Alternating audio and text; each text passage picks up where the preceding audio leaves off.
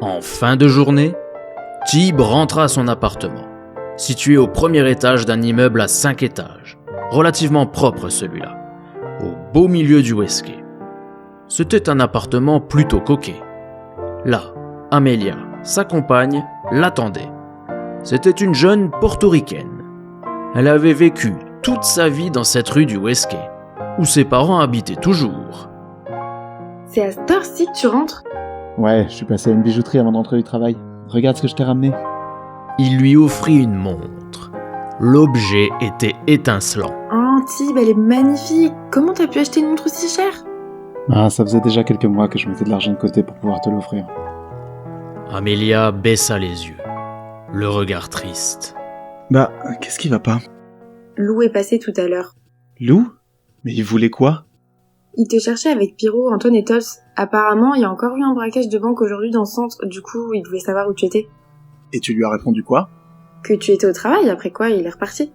Ok, c'est bon alors. Tib, dis-moi la vérité, pourquoi Lou pense que c'est toi qui as fait le coup ? Mais j'en sais rien, moi, il est taré de toute façon ce type. C'est toi qui es derrière tout ça ? Mais non, mais je t'ai déjà dit que j'ai arrêté toutes ces conneries, moi. Le joli teint mat d'Amelia vira au rouge. Ne me mens pas, tout ça c'est à cause de tes putains de potes de merde, tu te laisses toujours influencer par tout le monde. Bon allez, tu sais quoi, tu me saoules, je vais au match là. Il quitta l'appartement en claquant la porte derrière lui. Amelia resta seule sur le seuil. Ses yeux sombres embués de larmes, le poing serré sur la montre qu'il venait de lui offrir.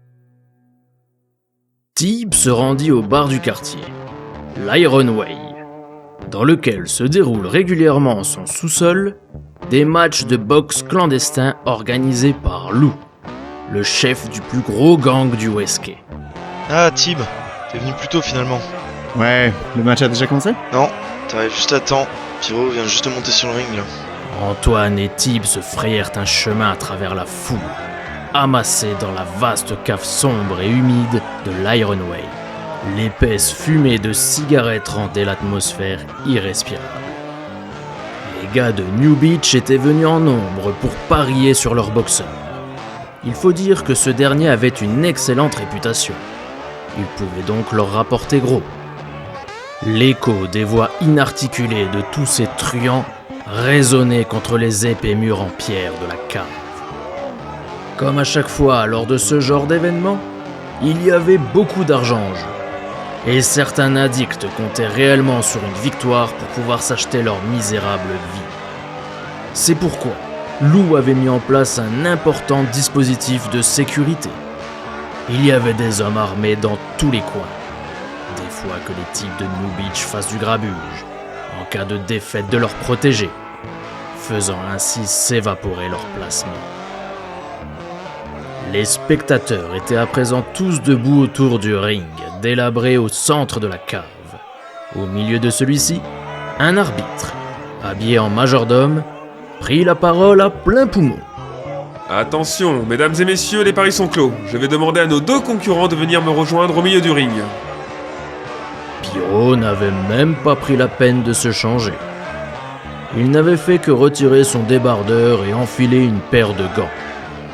Lui et son adversaire, d'une tête de plus que Pyro, s'approchèrent de l'arbitre. Vous connaissez les règles, messieurs. Pas de match nul. Que le meilleur gagne. C'est ça, que le meilleur gagne. Et il lui envoya instantanément un crochet.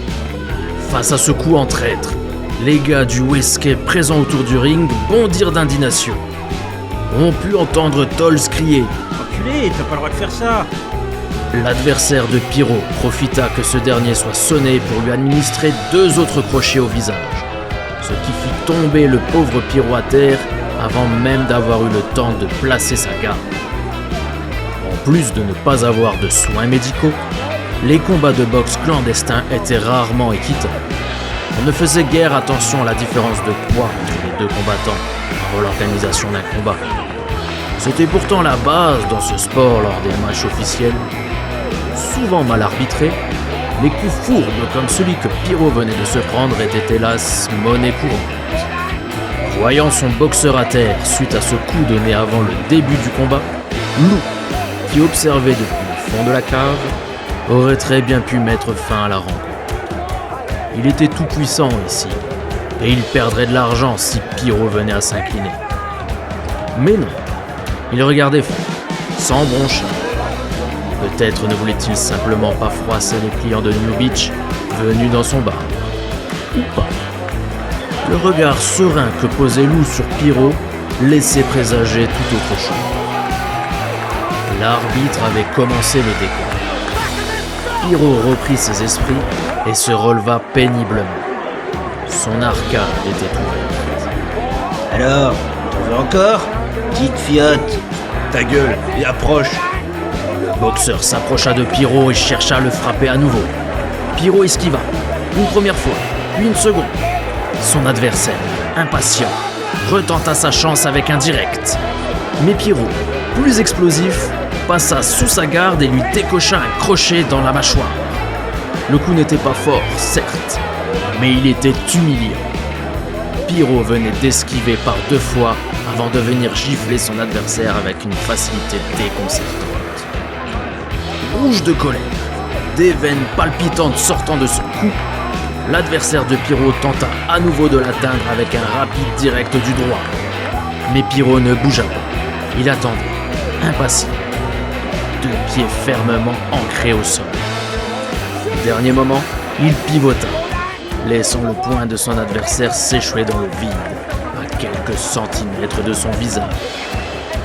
Il profita de l'ouverture pour lui placer un violent uppercut en pleine cage thoracique, ce qui lui coupa la respiration.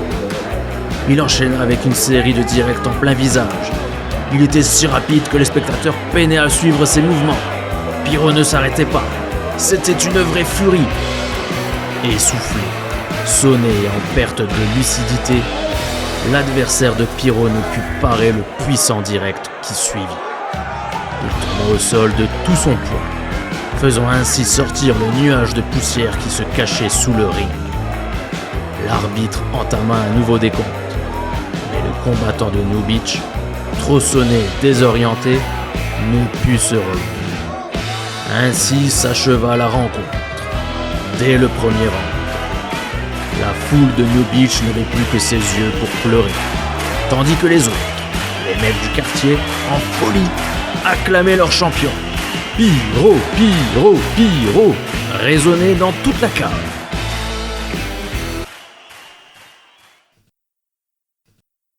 Un peu plus tard, tandis que la plupart des personnes présentes avaient repris le chemin de la surface, Pyro alla rejoindre le fameux Lou à sa table, tout au fond de la salle.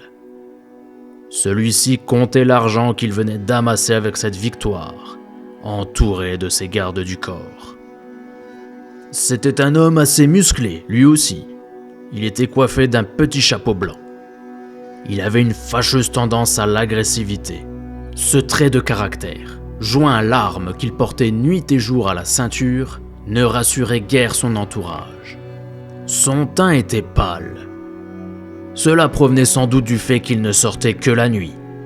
Il fuyait la lumière du soleil tel un vampire. Si vous voyez Lou être contraint de sortir en plein jour, c'est que quelqu'un est sur le point de mourir. C'est bien, Pyro. T'as fait un beau combat. Je peux avoir ma part? Ah oui, bien sûr. Tiens, la voilà. Il jeta une maigre liasse de billets en direction de Pyro. C'est tout? Mais attends, c'est pas ça qu'on avait convenu. Tu sais, les affaires sont dures pour moi aussi en ce moment. Pour ne rien te cacher, j'ai comme l'impression que certaines personnes cherchent à me mettre au placard. Tu n'aurais pas quelque chose à me dire, toi, des fois? Non. Ok alors. Dans ce cas, prends ton argent et tire-toi. Ooms, l'un des hommes de main de Lou, debout derrière son chef, regardait Pyro d'un sourire narquois. Tu veux quoi, toi? Abruti, va. Ooms était plus qu'un simple homme de main pour Lou. Il était clairement son premier lieutenant. Il n'était pourtant pas très intelligent. Le fait qu'il n'ait jamais été scolarisé y était sans doute pour quelque chose. Du moins, ça n'avait pas arrangé les choses.